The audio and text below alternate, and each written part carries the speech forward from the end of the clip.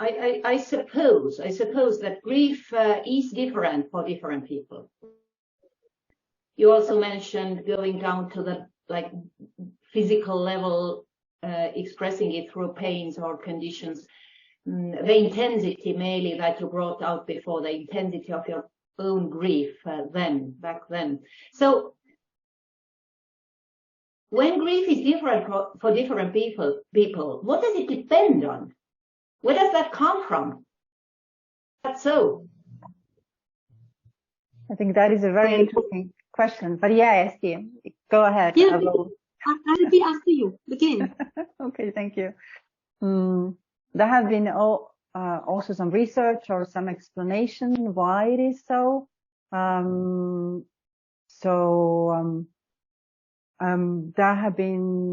are theories about depending on the connection you had with the person.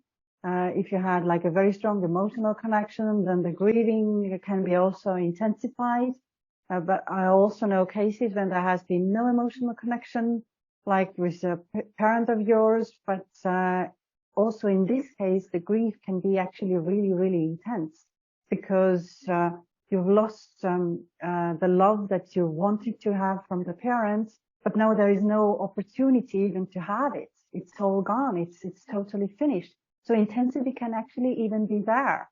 And what also intensifies grief is when, for example, in my case, I used to be very strong in case of losses. I was the strong woman. Everybody else was breaking down, but I did everything until to the point, the grief was up to here.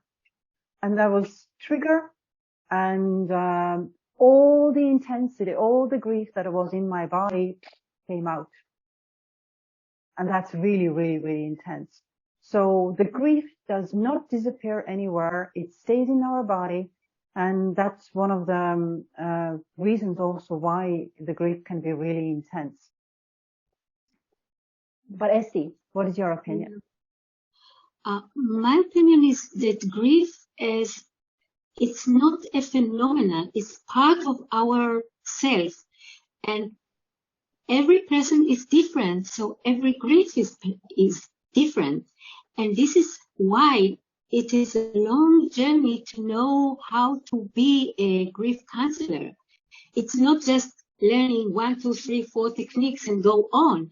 It's really to understand who is standing here, who is this personality, what is the history this person has before with grieving, with loss, and what are the beliefs around that he is really believing on. Is he religious or not? And what is he, an optimistic person or not? What is the family or friends that surround him? Does he have a supportive family or not? So there are so many questions that we must understand before we are trying to do any step toward the grief. It's like, there are like doctors that if you have something, then take antibiotics. But other doctors would really see who you are and what you need. So I want to believe that there is not one recipe. There is very specific for each person. And only if we really understand this person, who he was before, then we can be with him in the here and now and help him with this loss event in his life. Exactly. I totally agree with Esti. And there have been times that remind me all over and over again when I meet a person, I need to let go of everything and just be present and be curious about the person, who this person is, what kind of losses, as Esti explained. And I cannot put the person into, this is the grief, this is the loss, or what kind of stage it is. It's not working. We're trying to put people into boxes, but we are not fitting into box. We are all very, very special.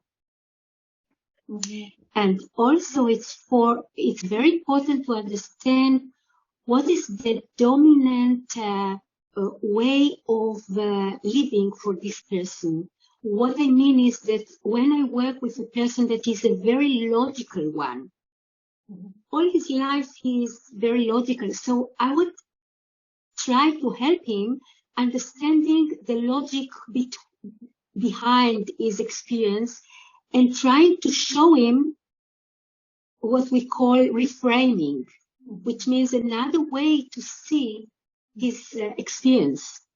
But if I'm working with a person that is very emotional, then trying to understand logically won't help him. I must give him way to be in contact and to show all his feelings and so on and so on. If he's very person that his body is the main way how he feels himself, then I must work with body work.